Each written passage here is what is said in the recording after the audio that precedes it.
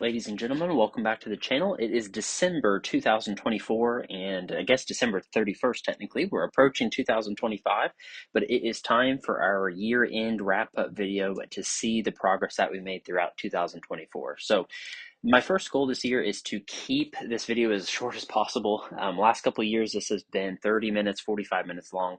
So I'm going to split this up into a few different videos. I'll have one that looks at our rental properties. I'll have another that deep dives into our expenses. I'll maybe have a comparison video to see how we're doing compared to the average person, and then this video here. So let's go ahead and jump right into it. We'll keep this short and brief.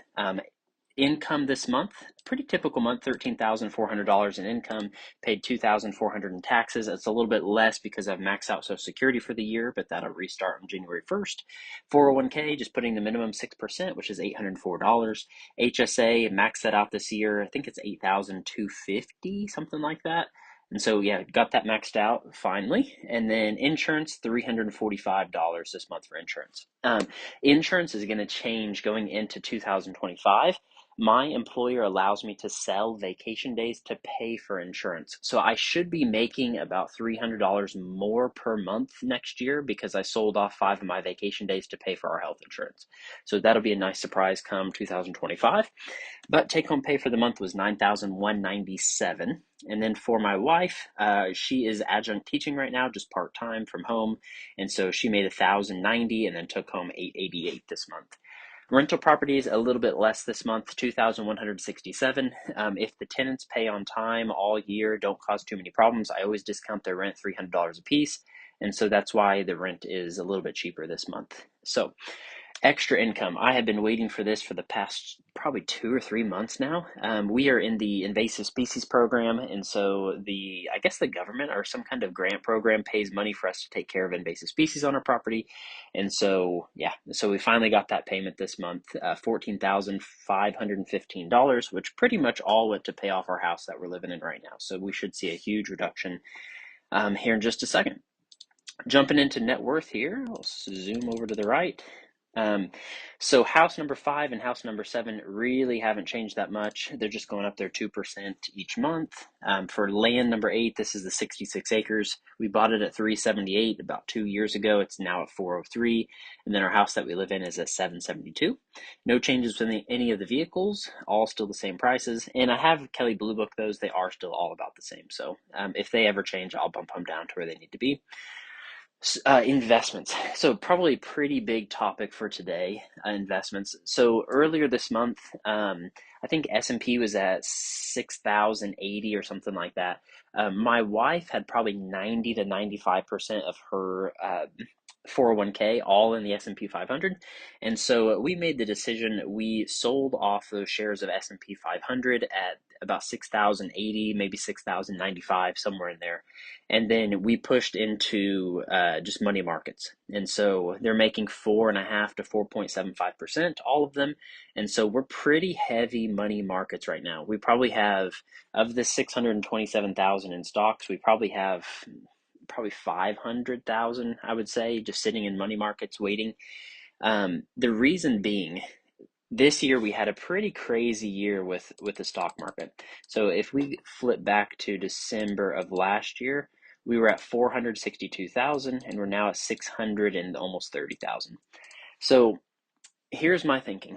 If the stock market goes up 10% next year, then I would essentially, we'd be at around 724,000 after everything. So we might go up $100,000. That's with our contributions, with employer match, everything.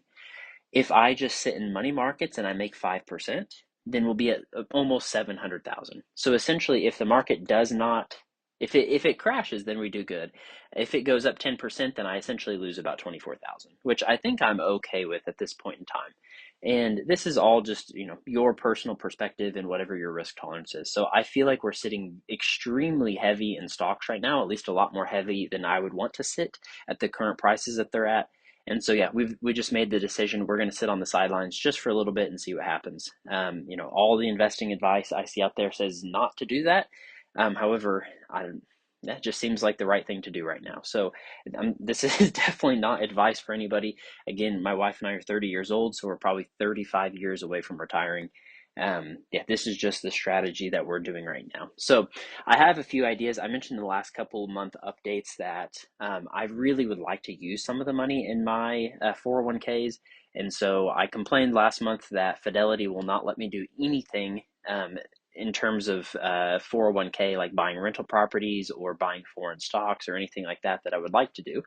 And so I have done a lot more research. You can buy rental properties in a 401k, but it needs to be like a specific brokerage has to hold it. And so I did a lot more research this month. I'm still doing more research going into 2025.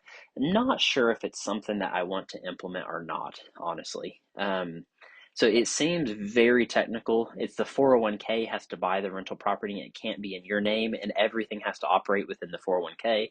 And so, yeah, just again, doing some more research on that. But yeah, we'll see what happens in 2025. So my 401k went down just a little bit this month. This is essentially the money that I have in my Roth IRA. Everything else is in the money market account. So that's why you did not see a huge decrease this month. It's funny the timing. We sold around 6,080, and so now at the recording of this video, we're somewhere around 5,800, I believe. So our timing was halfway decent if you're looking at the short term. And then same thing for my wife's 403b. She went up about $500. At the end of the month, she should make probably close to $1,000 a month in just the dividends from the money market account. But wrapping up 2024 for investments, investments are at $627,600, and so that is, I don't know, 160,000 more than what we had last year. So really good year in terms of investments. Our main goal this year has been debts, and primarily house number 8 here. We built this house. It's at a 5.25% interest rate. We've lived here for about a year and a half now.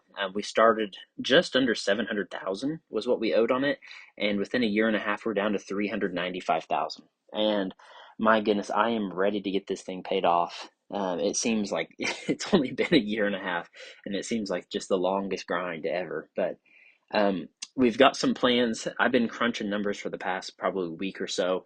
There's 6 different options I can think of where we could really knock out house number 8, the house we live in, extremely fast. In one scenario, we could probably pay it off tomorrow, but we'd really have to sacrifice on a lot of stuff. We're probably not willing to do that.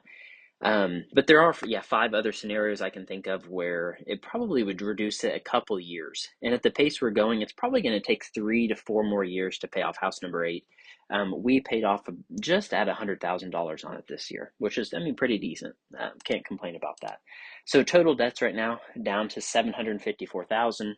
Just making minimum payments on these top 3 here. But yeah, those are at lower interest rates, and so we'll just keep working away at house number 8. Once we get that paid off, we will have a lot more cash flow every month to focus on the next thing. For checkings account, I messed up the numbers just a little bit this month. We made that $14,500-ish from the invasive species program. Basically, as soon as that came in, I just put 15,000 towards house number 8, and so I thought that would put us right around 40,000. I did that probably on December 5th or December 10th, somewhere in there. Um, so I was a little bit off, about $340-ish off of what I thought it was going to be. So our goal is to have about $40,000 in our checkings account. Anything we save over that, we just put it towards house number 8 and pay that mortgage off a little bit faster. For rental checkings account, it did go up $700, so we're almost to 28,000.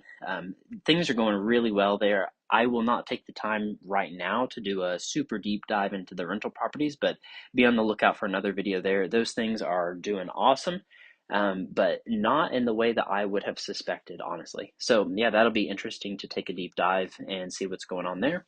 But towards the end of December 2024, our net worth is sitting around $1,625,920. And we're targeting to have about $4 million by the time we're 40 years old. So, like I said, my wife and I are both 30 years old. We've got a year and a half old daughter as well.